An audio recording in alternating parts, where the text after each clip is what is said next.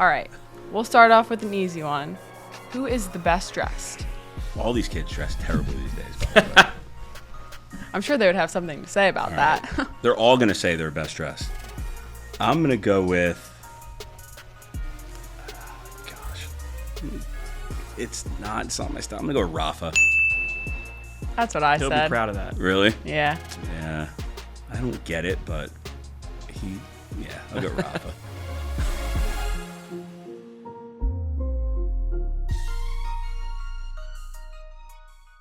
Welcome back to the DOOP presented by Subaru. I'm Sage Hurley, and we're switching things up a little bit today. We have our first non-player, non-alumni guest, Union 2 head coach Marlon LeBlanc. Welcome to the studio. How you doing? It's as cool as I've heard. Yeah? This is a pretty cool studio, yeah. I like all the memorabilia. But thanks for having me. I'm Of happy course. to be here. We actually had a Union 2 pendant up, but we took it down because we have it signed, and we're going to do it for a giveaway. So keep an eye out for that coming soon. We had it from the whole first roster from the very opening game this season. That's so very cool. I think that'll be pretty cool. And don't be insulted if I'm not looking at you, because I'm looking at a lot of stuff around. There's some pretty cool things in here. You say you're good, and I'm sure you are, because your MLS Next Pro side, Union 2, is at the top of the standings. They've been there for almost the entire season. How has that been for you? And for fans who are just tuning in for the first time and haven't been enlightened to all things Union 2, what is your team and what purpose does it serve for the club? Yeah, we are the phase between development and professional. So it's a little bit of a mixture of both, but we play in a pro league, right? And we're the group that the guys cut their teeth in before Jim can start to work them in with. And so, the Matt Reals and Buenos and McGlynns and Aronsons all kind of cut their teeth with us first and foremost, Nate Harriel, and the list goes on and on.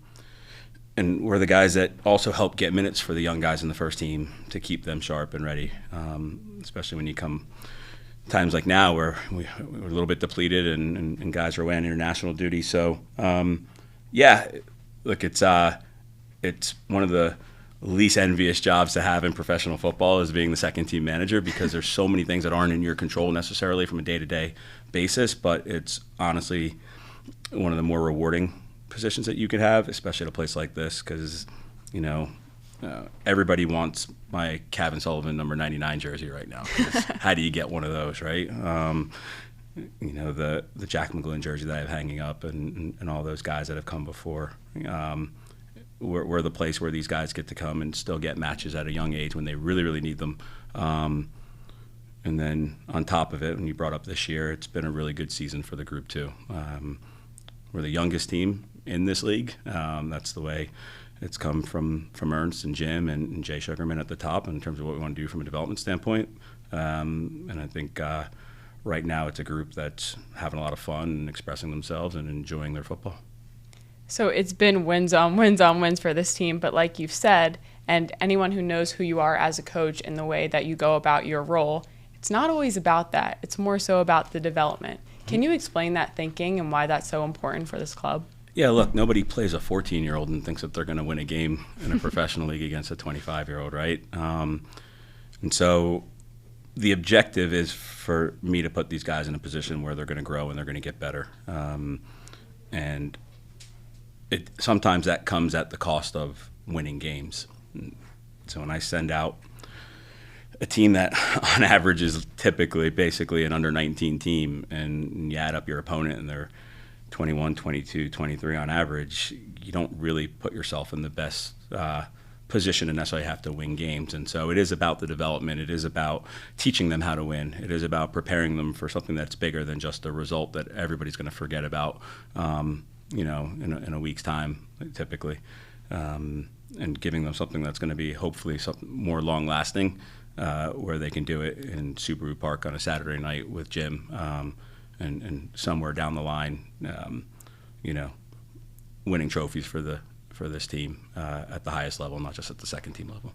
So playing at Subaru Park on a Saturday night is a reality for some of your guys this season. They've been moving up to the first team level, sometimes training with you, sometimes playing with you. Your roster is fluctuating almost all of the time. How do you deal with that? What are those conversations like when do they take place? Yeah, I don't sleep a whole lot some nights. Just planning training can be a challenge sometimes too. But what's worked out really well is I've got a fantastic relationship with Jim. Then Ernst is obviously heavily involved, who's a sporting director who cares about development. And the three of us I'm at first team training every day, and so there's not a day that goes by where we're not all conversing and talking about what's up next. At the end of the day, the first team is the number one priority, and so these guys going up and getting minutes now doesn't necessarily help the second team, but it's what's best, and it's what's best for them that matters the most. And so, Andy Rick getting those call-ups and having to step up and play games, did it weaken our team to not have Andy Rick in the goal? Absolutely, but that's not the objective. It was to have Andy there. And you've seen it with CJ, you've seen it with David. There's going to be more down the line probably, but at the end of the day, I think we all collaborate pretty regularly. I have to be flexible and understand that it's not going to be a perfect picture every week, but the better job we do in terms of being prepared for all the scenarios, and that's what these 3 years have really taught me, and I think we've gotten a little bit better at it each year, and the results are probably showing that a little bit too, that we're getting a little bit better at managing it. You can still find some results through successful development, and I think that's what we're doing right now. So the Union 2 locker room is very unique. You have some older players like Mike Sheridan, Kyle Tucker, but then you have 14-year-olds like Cavan, and then some of the U17 academy players coming up and playing. What is that like?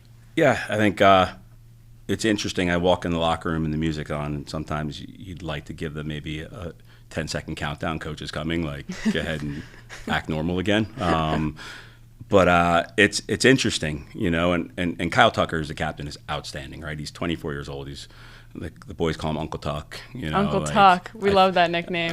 Could you imagine being 24 and being called old? Like that's kind of it's kind of funny, right? Like I'd like to reverse age to be called 24 and old at the same time. But it's the culture in the group is so strong. It really is. To be quite honest with you, I asked some of the older guys that, like a Jesus Bueno, Jack McGlynn, Quinn, some of those guys I asked to tell some of the younger first team guys that we're going to come and play second team football this year about their experience and how much it helped them and how it kind of paved the way for them. And having first team guys that are supportive really helps in the second team culture, because the easy thing would be for Rafa to come in last year and be really disappointed that he's playing the second team. But Rafa came in and wanted to win. Quinn came in and wanted to win. McGlynn came in and wanted to win. Nathan, all those guys came in and wanted to win and wanted to do well. That the culture has now been established that you're getting games. It's great. Look at how it turned out for us. And what we've got is a really great buy-in, whether they're 14 years old or 24 years old in the locker room. So when you see players like Andrew Rick, who had a really great game over the weekend, and then CJ Only getting his debut, David Vasquez on the bench, what is it like for you as a coach? You've watched these kids grow up from the academy level playing for you, and now you're seeing them play at Subaru Park. What's that feeling? That's my pride point. Like I said, no one's going to remember if we win or lose tomorrow when it's all said and done. If we were to go out and win MLS Next Pro Cup, which is something that people are saying is a very large possibility. But at the end of the day, what does that really mean, right? For me, no one's going to remember that, but CJ is going to remember this experience. And if I can be a part of it like that and see him make it through, that's my win. That's my trophy. And I've got more opportunities at that than I do at winning Next Pro Cup, right? I've got more opportunities at Quinn Sullivan's being successful, the Cavin Sullivans, the Jack McGlynn's, Paxton's, like that. Those are victories in itself that don't get counted. But for me, those are the ones that probably mean the most. And the fact that I can text Paxton and congratulate him on making the Olympic team and get one back from him pretty quickly, like that's what this business for me is about at this stage. It's the relationships, and again, that adds to the culture part, and that adds to the winning part, and hopefully that also adds to them taking the next step in this whole process. So then I have a quick question on that. Obviously, you've talked a lot about development of the players and everything like that. How does development work for you? What's next? Do you see yourself, do you want to be a first-team coach in MLS? Yeah, that's That's a hell of a question. Thanks for asking that. Yeah, I think there's an ambition for me to certainly grow as well. And trust me, I grow every day in this job. Like this, there's not a day that's the same here. And so there's still so much I'm getting out of this. I'd be lying if I didn't say I wonder what's next. I do wonder what's next. Right now, this is probably the right place for me at this time. And I can still feel like I'm accomplishing something, but certainly I wouldn't say, when I coached in college, and I coached in college for the better part of 20 years, I said I never wanted to coach pro football. And the whys were, abundant. Why don't you want to? And I could tell you 15 reasons why I didn't want to. If you were to ask me right now, do you want to go back to college soccer? I'd tell you absolutely not. Yeah. I only want to coach pro football. But what's funny about it is like 90% of my team's younger than my college teams. But Saturday nights are exciting. I'd love to be out there helping gym or coaching another team somewhere down the line. But I think I can only control what's going on right now.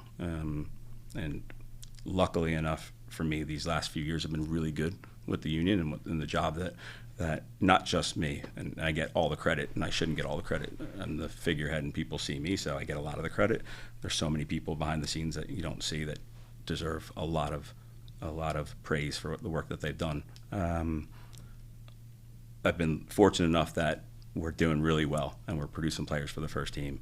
We're winning games, and the hopes are is that somebody takes notice of that sometime. And for sure. All you can hope for is an opportunity. But I certainly feel like I'm prepared for an opportunity too. So how did you get from West Virginia, where you were a college coach, to here at the Philadelphia Union? Yeah, funny enough, got to go out with a championship. Interesting story. My son is the reason we ended up in Philadelphia. But we were originally driving him to Columbus, Ohio, to be with the Columbus Crew from West Virginia. Really? And that was anywhere between 2 hours and 45 minutes to 3.5 hours, depending on what side of Columbus they were training at the time, because they didn't have a practice facility yet. And he was 10, going and playing on the U12 team there. And then Precourt decided he was leaving Columbus with the Columbus Crew, and they were going to Austin with the team. When that happened, they cut the youngest age groups and only kept the 15s and 17s team. And my son was too young to play U15 at the time. So we lost the Crew. And at that time, we had asked my son if he wanted to come back to Morgantown and play, and he said no. He enjoyed the competitive nature. And I went to college with Phil Karn, who works in the academy. And Phil Karn invited my son out to train and to have a look at him. And they loved him, and he was the very next year with the Union Academy. And so his first year with the Union Academy, he was still in elementary school, and he missed something like 75 days of school. My wife would, yeah, crazy, right? My wife would get in the car on a Friday, drive him in. He would play in the weekend games, stick around for training Monday and Tuesday, and then drive back middle of the night. Tuesday night, he'd go to school Wednesday morning, and they would do it all over again. So missed about 70-something days of school. I was heading into my last year of my contract, and we didn't say anything, but we put everything into storage in our house. We sold our house. I moved into like a long stay hotel. My wife grew up in Ben Salem, and so she has family that's local. I grew up in East Windsor, New Jersey, which isn't far over the border. Mark knows East Windsor. Okay. Close, yeah. I'm a Hightstown High grad. Yeah, okay. Yeah. My wife went to Ben Salem High School, so she has family in Collegeville, and at the time had family in Newtown. So she moved in with her brother, with my daughter and my son, and they just lived here. And then when the season ended, I resigned at West Virginia. I moved to Philadelphia and joined them. And then out of the blue, COVID hit, and the second team job became available. And it just so happened at the time, Jack Elliott and Ray Gaddis were starting for the first team and at MLS's back down in Orlando. And they needed a coach for the second team. And Ernst interviewed Ray and Jack down there to get some info on me. I got a call, didn't answer it because I didn't recognize the phone number, and let it go straight to voicemail. And a few hours later, I was like, oh, I forgot I had voicemail, and it was Ernst wanting to speak to me. And so by happen chance, my son happened to be here.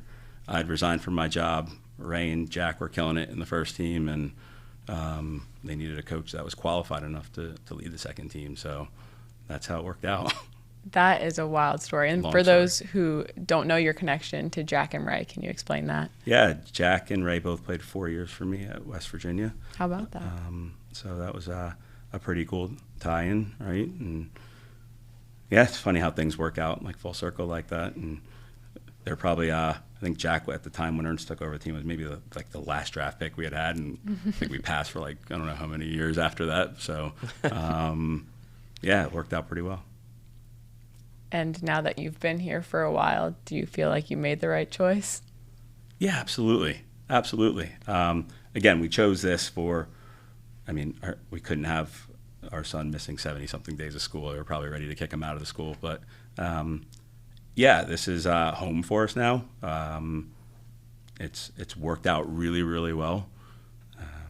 I feel like I've grown a lot in this process, probably more than I would have in the college game. And trust me, I enjoyed the college game. This has been really satisfying from the pure soccer standpoint. I just coach soccer. I don't have to deal with the grades and, those late after 10 p.m. phone calls that you never want to get from a college, in a college environment. But, yeah, this has been fun. It's been fulfilling for sure. So you're a coach, and you're also an academy parent, though. What is that side of things like? Yeah, I feel bad for my son's coaches to always have somebody like me over their shoulder watching and critiquing, right? I was curious whether you're more of a backseat parent watching, but it sounds like you're not. Yeah, I think if you were to ask my kid who his coach is, he would probably say me and not think of who his actual coach is. But one of the reasons I wanted to resign from the college job, being in one state and then being in another, was so I could watch him more. And ironically enough, I probably see him less now than I did when I was coaching college soccer. But yeah, it's been neat to see this little evolution in him. He's part of that incredible under-17 group that won the GA Cup, and probably should have won in the playoffs as well. But that age group that we have at this club is probably the next big age group coming through. And we as a family are fortunate that he's one of those guys that have gotten an opportunity to be with Union 2. This is the first time in his and my career that where I'm coaching him and he's being coached by me. But to be quite honest with you, it is our day. He'll go to training and we'll watch some clips together, and he's still getting coached by me anyway, even when he's not with me. But this has been an interesting kind of development that, he's ahead of where maybe we all thought he would be at this stage, but he's earned it. What was that first day like when you guys were part of the match day group together? It was like a blur, it wasn't, we were down 1-0 against New England. And I had already that was the same day Cavan got his debut too, right? And we got back in the game and it was 1-1. And it wasn't about, we were depleted that week, to be quite honest with you. We didn't have a whole lot of bodies, and we had to bring up some of the 17s. And one of the reasons I remember Kellen was brought up was that he was on a yellow card suspension, so he didn't play the day before against Atlanta. So he was immediately eligible for minutes for us. And honest to God, Sage, it was a blur. And I remember the staff asked me that afterward, what was it like? And I was like, I was just in coach mode. It wasn't about anything else. And I don't know if you ever look at the sideline. I'm not one who gets overly emotional when we score. Or I'm not, freaking out and going crazy. A lot of those things for me are just like what needs to happen next. And we got back into the game at 1-1, and I put young players on the field like that was really going to help us win the game. But we did win the game. And I think for me in that moment, it was really more so a proud moment that the kids found a way to get a result with us needing to go so young in order to do it against New England. And it's the only game this year after the game where I said we're taking a picture of this group and celebrating It's the only one that we've done that. And we've won quite a number of big games this year, but that match in particular was a special one. And it wasn't because... I remember that photo, that fun locker room photo. Yeah, that was great. I really hardly remember Kellen playing in that game, but more so remember the unity of the group in that game was fantastic. How important is that for when they're going to the first team level and they're being put in at the end of the game, maybe sort of like CJ when he went in for, and maybe in the 70-something minute, he got a good amount of time, but he was subbed into the group to try to make a difference, try to make a spark. What do experiences like Union 2 at a very young age, how does that help them when they get to the first team level? Yeah, those guys are so resilient. They don't know how to lose. It's almost a little bit, you think about development and preparation, they don't really lose at the academy ever either, right? For now, CJ to go in and to do it without nerves, you know, he's just wet behind the ears and ready to go. You know, I think Cavan will be the same way. David will be the same way. Andy Rick thrown to the fire. Like, they're used to being thrown to the fire where they're not necessarily supposed to be out there just yet. And I think that's kind of ironic that we're in the same situation with them right now. But I think they're prepared to be able to go out and play their role and do what they know how to do, which is just fight for the club. And even when their backs are against the wall and maybe it's not the best time to be out there, they're going to go out and fight. And that's what's pretty cool about the situation for them. So speaking of Cavan, he earned his first pro goal against New England Revolution 2 with your squad this week. And you've had a unique experience not only coaching him, but you've been around him for so long because of Quinn, because your son Kellen is such good friends with Cavan. What is special about Cavan? I know that's a loaded question. Yeah, he's always been special. And I've known Cavan since he was like 8 or 9 years old, you know. And he's always been a top player. He's always been confident. I know you said I can say whatever I want to say. He's a little sometimes, but like that's what makes Cavan, you know. You can ask him after he scored the goal the other day. I was like, "You're not done. You've got to do better." And he gets that too, you know. Like he's such a character, but at the same stage, like he knows that with me, he's always going to get honesty. He's always going to. And we've got a relationship, so we can fall back on that first and foremost. And I think that's one of the most important things in coaching now, especially with young players. Like, if you don't have a relationship to kind of have that foundation, they don't care what you know. They need to know that you care about them first and foremost. So he knows I care about him. And because we have that relationship, I think Cavan spending so much time with us right now is probably exactly what he needs. He's going to be kept in check on the field, and he's going to be pushed in ways that maybe everybody sees what he can do with the ball. Now we're really focusing on what he does without the ball in terms of how he defends, how he can fit into the first team and be a complete player. And so he scores his goal, he pulls his shirt over his head, he's ear to ear smiling, celebrating. I was like, "You're not done. Like, we've got a long way to go now, so let's refocus and get on it." And so he's a fantastic young talent. You could see it when he was a little kid, but he's not scratched the surface of what he can be, and it's my job to try and drive some more of that out of him before Jim needs to use him in the first team. So your son's 16, Cavin 14. It's like the first age group now that has grown up with the Union their whole lives, right? So this is our 15th season. They don't know anything differently. Do you think that plays a part in these kids' development these days, is having that local team and being able to kind of grow up on it? Yeah, absolutely. It's interesting because we have this debate all the time when we bring guys in from, especially in the second team, from some different countries and some different areas, and we want them to play our style. It takes them longer than it does some of our younger ones, and the younger ones have grown up playing the Union way for their whole lives, and they know what to do, they know how to do it. It's just a little bit faster and harder for them when they move up, but they have the right ideas. And a lot of times our younger ones will come into the second team and they outperform some of our older guys that are from different environments and different backgrounds. And it's only because they've gone through this in each age group, and they know how to press, they know how to counterattack, they know how to transition, they get the physicality that we want to play with in this blue collar mentality, which is really, really different for maybe somebody from the outside. And I think our playing style is probably indicative of who we are in Philadelphia. We're going to punch you in the face. We know we're going to get hit, but we're going to come back and punch you again. And our young kids play that way.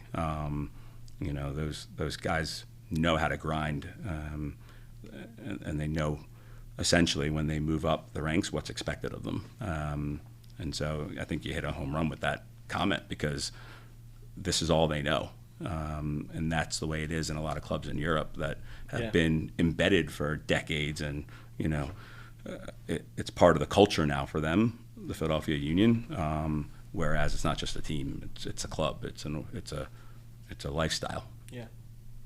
So we're going to take a quick little halftime break, but after that, we're going to talk about some of the homegrowns who have some of those intangibles that you can only get from being part of the Union culture and coming up through the system. And we're going to see if you know anything about them that maybe our fans might not. So we'll be right back. Subaru has teamed up with the Philadelphia Union and Greater Philadelphia area Subaru retailers to make a difference in our community and at Subaru Park. Together, we've helped hundreds of pets get adopted at the stadium. At Subaru Park, we've grown and donated thousands of servings of fresh organic produce to area food banks and helped give kids in our community access to the game they love. Together, Subaru and the Philadelphia Union are making a difference. Subaru, more than a car company. We're back, and we have a little bit of a game for head coach Marlon LeBlanc. All of our active homegrowns have played for you at some point in their Union tenure. Okay. So we're going to do a little homegrown superlatives. Oh, boy. All right. They're fun. Don't worry. Okay. All right. We'll start off with an easy one. Who is the best dressed? Wow. Best dressed. I mean, who would profess to be the best dressed, or who my thought is who the best dressed is? Both. Let's hear it. Gosh, all these kids dress terribly these days, by the way. I'm sure they would have something to say about that. Right. They're all going to say they're best dressed. Even Jack McGlynn, who literally could make a $300 suit look like a $30 suit. Shots fired. I'm going to go with... It's not my style. I'm going to go Rafa. That's what I said. He'll be proud of that. Really? Yeah. Yeah. I don't get it, but I'll go Rafa. All right. Who would be most likely to be late for the bus? Oh, wow. I mean, Cavan. Really? Yeah. Cavan. He's dilly-dallying? He's 14. Yeah. Fair. What about life of the party? We can't say Cavin again. I mean, did you see the kid's suit for the formal, the YSC formal? They had a blue suede. It was like something on a Dumb and Dumber. Yeah, it's like I keep coming back to him. McGlynn's a little bit of a fool too, so I'd throw McGlynn in there. Yeah. Best dancer. Wow, I've never seen any of them dance, which might be that's a lie. I've seen them in the locker room. That's kind of scary too. I mean, I don't know. Did you see them do the disco last year? No. Oh, you got to see that. It was something else. They got groovy. Nate's not smooth. I don't think I can answer it. Put Nate in there. Definitely not McGlynn. Maybe a Union 2 guy. Yeah. Who from Union 2 is the best dancer? Frankie Westfield. No.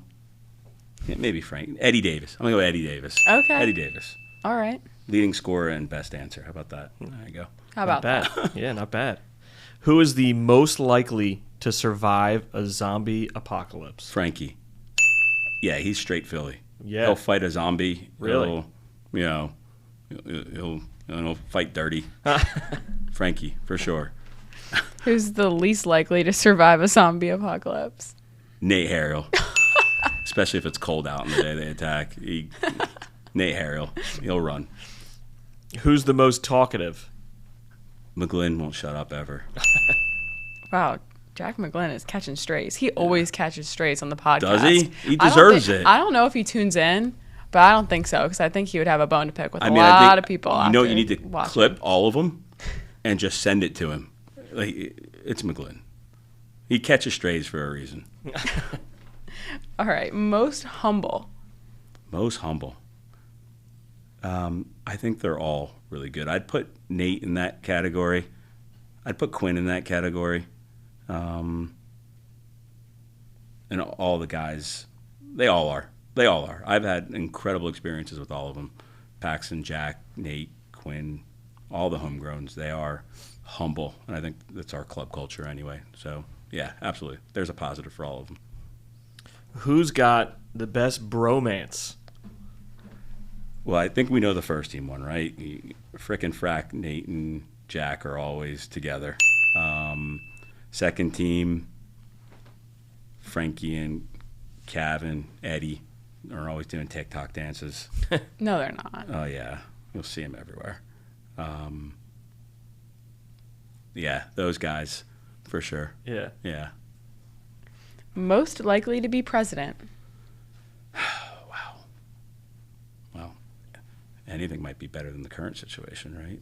So, most likely to be president. You know, There's only one right answer, but Really? I'll let you give your I think thoughts. Rafa is like one of those guys I'd throw in there. Could see him. I'm throwing Rafa up there. Why? Who'd you have? Pickle Rick for president. Rick? Pickle Rick for president. Oh my gosh! The fact that you call him Pickle Rick should not be president. Do you hear the chants? They're I so do. funny. It's so good. It's so good. Yeah, not Rick. No. Really? For president? Would your answer change if we allowed you to use your West Virginia Union alums? Surely Ray Gass would have to be. Yeah, would have talk to be the about guy. Ray, right? Like, yeah, Pastor Ray would be a great presidential candidate for sure. Obviously, Jack Elliott couldn't do it English, but Ray could be. Well, an option. he's married to an American now. Yeah, good. Does that disqualify you? Yeah, I think it does. It does? Yeah. We got to go to poli-sci class over at the academy. Got to sit in. Yeah. Let's get him off the tech ball tables to go to poli-sci class. Take a look at Kellen's homework. Who would be the vice president then for Rafa? Rafa's VP, homegrown. I mean, VPs are in the shadows, right? They really don't have to do a whole lot, except they go all the places where the president doesn't want to go. But they need to be a positive light on the president. Homegrown. Some serious thought going into this. Yeah, there is. Let's throw Cavan out there again. Wow. Believe me, Cavan is an incredibly smart student. All the Sullivan boys are. I mean, Quinn got into UPenn, right? And the twins are super intelligent too. And Cavan is also. Like, he would be good. I think he would be entertaining as a vice president. He would take a lot of heat off of the president. And all the stuff that he does in the shadows is probably better that it's not caught on camera. So, yeah, let's go with Cavan. Speaking about guys getting pro contracts, Frankie Westfield, I know he's one of your, you can't pick favorites, but you've been around him for a really long time. He was supposed to go to Penn State and then last minute got a Union 2 contract. He's sticking around for a while. What's special about Frankie? Frankie personifies everything this club is supposed to be about. If you were to cut him open, he'd bleed blue and gold. You know, like, he is everything. You watch him play, he is emotional. He is fighting. He is scrapping. And if you saw him in his first Union 2 game a couple of years ago and you see him now, you can see how much better he's gotten. Even though he tried to dye his hair to look like Cavan. That's probably the dumbest thing he's done. But, like, you can't – I love the kid. You know, he's everything that we should be about as a club, a kid who – this is his boyhood club. He's Philly through and through. He's gone through the academy to the second team, and now he's on this journey. Hopefully, where he's training, daily now with the first team. That's going to take him there next, and he's the captain of the second team that I told you has this incredible club culture that the guys are united. They fight for each other, and if there's anything that this city should be proud of when it comes to developing players, it should be like the Frankie Westfields of the world, because he's the guy who probably shouldn't have made it, who did, just by working his socks off to get there. So 2 of those guys that you mentioned quite a bit, Nate and Jack, they're headed to Paris. Yeah. So is Paxton. Yeah. That is an incredible honor. What is it like for you to have coached now Olympians? Yeah, look, that's I'm a small blip, right, in that whole process. Again, for me, it's all about them. What an incredible experience and opportunity for them to go to the Olympics. Super proud of them. Super proud that I had a small part in their journey. And really, really excited to get to see them play. What a daunting first game they have in Marseille against the host country, though. That environment is going to be something else. It's going to be wild. But, just incredibly proud of them. That's all I can really articulate that maybe hits home, that I've been fortunate that I got to work with those guys. So a ton of eyes are on the Olympics. What would you tell a Team USA fan who is tuning in for the first time, who know nothing about Nate, Jack, Paxton, who they are as players, what they mean to Philadelphia? Yeah, you're talking about 2 guys that have worked their way into the first team to the point where they're virtually almost irreplaceable in terms of what they bring to our group. Nathan is incredibly humble, one of the hardest working kids, and he has improved so much over these number of years since he started in the second team and now is a everyday starter in the first team. If people have never seen him play, it's kind of hard to really appreciate him only watching him play once or twice. He's the kind of guy who wins you over a long period of time, and you see how much work he puts in and how hard he goes. But he's an incredible athlete. He's an incredible human being. He will give everything for that shirt. Jack McGlynn is one of the most talented soccer players I've ever been privileged to work with. There's not a pass he can't make. There's not you'll be looking one way and he sees something completely different that can absolutely change the game. He's unbelievably confident. There's the same way I just said there's not a pass he can't make. Jack will tell you there's nothing he can't do with the soccer ball. And that is to his benefit. He's so unbelievably just mature in his confidence. It's unbreakable. And he's going on a world stage now, and people are going to see how absolutely world-class the kid can be at such a young age. And I don't say that lightly. He's an outstanding footballer with bigger things than even the Olympics in his future. How's that? A glowing analysis of those 2 players. And do you have any plans to watch the game? I know I'll be tuning in. I'm really excited.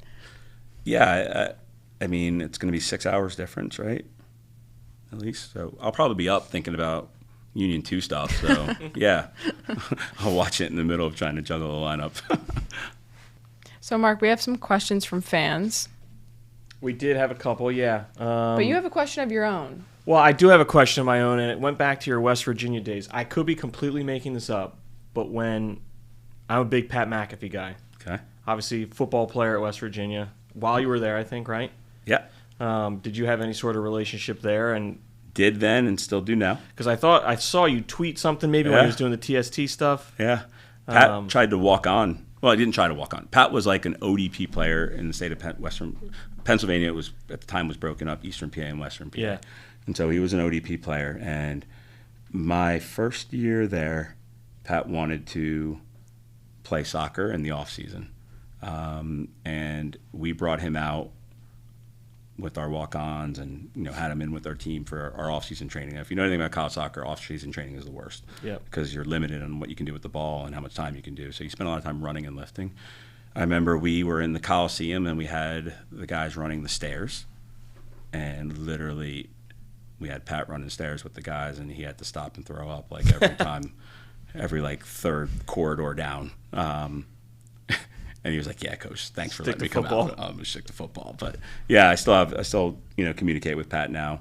But I was also there when Joe Mazzulla was the point guard. Yeah, at West Virginia. Awesome. Now he's the NBA champion. Seriously, basketball coach. So yeah, Yeah, Pat. I made some jokes about Pat for that whole TST tournament. Yeah, they played pretty well. Yeah, they did. So who would be the most famous person in your phone then? One of those two? That's a great question, Mark. Yeah.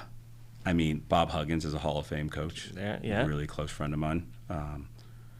Joe, Pat McAfee's like megastar now, right? So, yeah, I'd have to go through the phone. There's some pretty cool people on my phone, I think. There you go. Can you look into the camera and invite him to a Union game, please? Who? Which one? Pat. You want Pat to come to a Union game? Yeah. We sent him gear when he was here for WrestleMania, and I got nothing. We got nothing in return. Really? I'll reach out to him. Next do a podcast with you. Pat McAfee, if you're watching this, do you want to come on the DOOP presented by Subaru? This is your formal invitation. Nice to meet you. I'm Sage Hurley, the digital club reporter for the Philadelphia Union. And Mark would love to have you. So this next question is from one of those guys, the Bridge Brigade guys that obviously make your home games, a lot of fun. John Nolick wants to know, what are your thoughts on the post-match hugs? Oh, wow. It's probably better that I don't pay attention to the pure sugar drink in post-match recovery. So, yeah, I don't see it.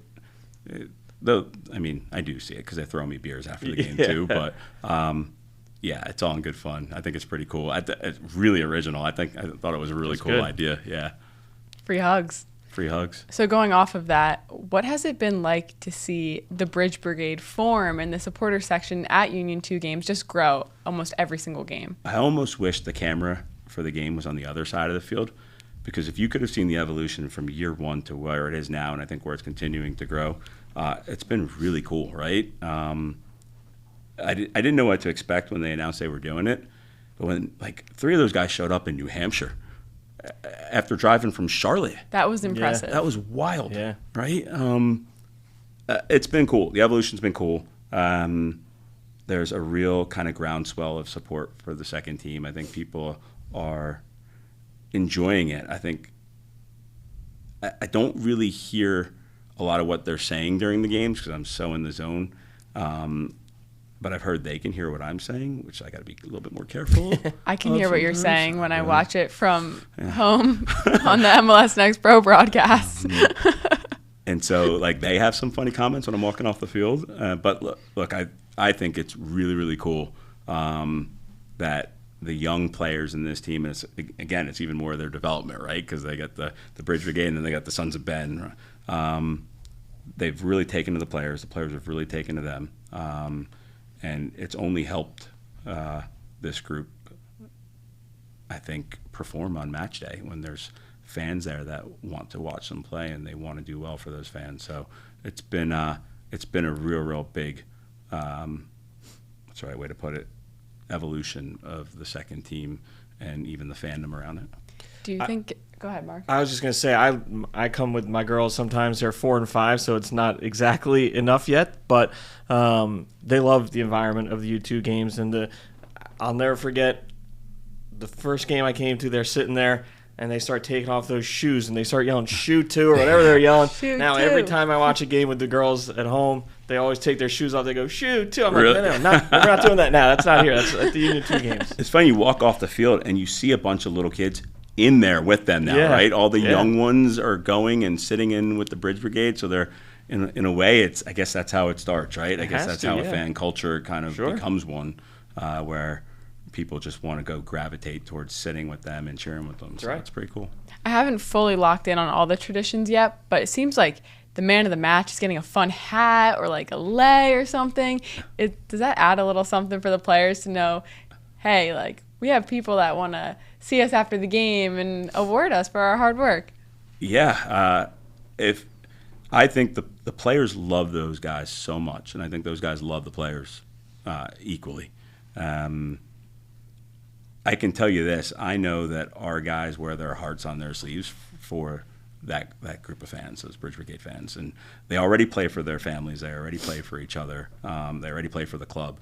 But the Bridge Brigade in particular, like, they look forward to that interaction after a home game, and even some pouring rain road games that they've been to. Like, they look forward to that interaction after the game.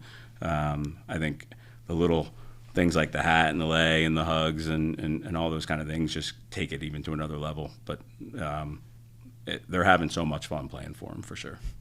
I have to ask, in one of the most recent games, it was after Andrew Rick got a red card. In the last couple of moments of the game, they had the really big Free Rick sign across the section. It was massive. Do you want to tell us a story about how Andrew Rick got that red card? It's funny. I didn't talk to Andy. And I told our goalkeeper coach, Ross Kane, you should do everything in your power to keep Andy away from me for the rest of this trip. And I ended up seeing Andy like 2-3 days later after first team training. And he's like, I just want to say I'm sorry. Never happened again. Do you know what happened? I know what happened. I don't know if anyone else knows what happened. Yeah, we're the Union. We're snakes. We're not the eagles and birds. And Andy needs to remember that we're the snake, and we shouldn't be flipping birds because we're not the eagles. The thing was, he was on a yellow card for time wasting, and we had a fantastic game, and the game was over. It was 3-0, and Andy gets sent off. That's probably a almost like a shot of back to reality of like they're just kids, right? They are kids still, and it's probably hard to rein them in sometimes on stuff like that. One of the things I've learned is that you have to just accept the fact that they're going to make mistakes. Yeah. And they're immature mistakes for young guys that are learning how to be pros. And Andy's learning how to be a pro, literally in front of 15,000, 16,000 every weekend. Can't imagine. And every mistake he makes will be exacerbated to this huge thing, but like we just need to accept that he's going to make mistakes and he's going to get better, and he continues to get better. And he made a mistake that day, and he acknowledged it'll never happen again. Yep. So kind of going off of that on the opposite end of things, for a final question, what has been your proudest moment coaching? Ever? Yeah. Gosh. Or a favorite game that you've coached. You can do some earlier career and then Union too? I don't know if I can answer that question, honestly. Really? I am getting older, so I often forget names, let alone games and moments. I mean, I don't know. I don't know if I can answer it this way. How about this? I still feel like I have a lot of coaching left to do. That may be one of the reasons I don't have a favorite moment, because I don't know if I've had it yet. Yeah, I feel like there's more. And my hopes are is hopefully that one moment will be way bigger than anything that I've had so far. So I honestly, right now, today, my best moments are, and I said this to, I think a Next Pro interview I did, like it is like seeing the guys hold their shirts up. Like that right now is really cool. When Quinn and Brandon and Jack, and they got their first team jerseys and they had that photo moment. Like that, those are unbelievable moments for me. I'm not in the picture necessarily with them, and it's not about me and their experience with the second team, but there is a sense of kind of like, yeah, you got to be a part of that. And that's really cool. And it's behind the scenes and nobody necessarily knows, but, you know, I know, and so there's some fulfillment there. As far as games go, like honest to God, I don't know. I think there's still more. I think that there's still going to be a really cool day down the line that I could probably answer that for you. Right now, you don't get a whole lot of time in coaching to enjoy the wins and the victories before you're moving on to the next thing. And honestly, in the second team, there's so many more things that you have to kind of do before you can set yourself up for any one match anyway. But we've enjoyed some wins along this season, and each year has gotten a little bit better and a few more, but I'm just always looking towards the next one. And maybe that's part of coaching too. You're never really satisfied, and it can kill you as a coach, and you don't really take a lot of time to enjoy the victories. You end up sweating the losses a lot more than you do the wins. But right now I'm in a spot where I just want to see the guys do really well and be successful and continue to help guys get pro contracts and move on to the first team year. That's my ambition for my time here at the club, more so than anything else. We'll close off with this. What can fans expect from Union 2 in the second half of the MLS Next Pro season? I don't think it's going to be anything different than what I said in the beginning of the year. We are going to fight. We are going to be entertaining. We are going to play in the fashion that people expect Union teams to play in. The second half of the season right now isn't about us finishing first in the league. It's not about us just trying to make the playoffs. It's about us focusing on the process and the journey, which is to get better every single day as individuals first and then collectively as a group. And if we do that, and the guys will tell you we talk about it, from Monday to Saturday, you do that, Sunday will take care of itself. And we're going to stick with that ingredient list and let the chips fall where they may. Right now they're going our way because we are a fantastic team. And so hopefully it ends in a fashion that everyone can continue to be proud of, but nonetheless, these guys will just continue to work hard and they'll leave it all out in the field every single time they put that jersey on. If that sounds exciting to you, fans can come to Union 2 games at Subaru Park. They are a really good time. There's an amazing fan section, and we hope to see more people out at the games because those boys, they really do fight for the people in the stands, and it's really cool to see. And we're really happy to have you on and give us a little peek behind the curtain on all things Union 2. Absolutely. Thanks, Sage. And thanks.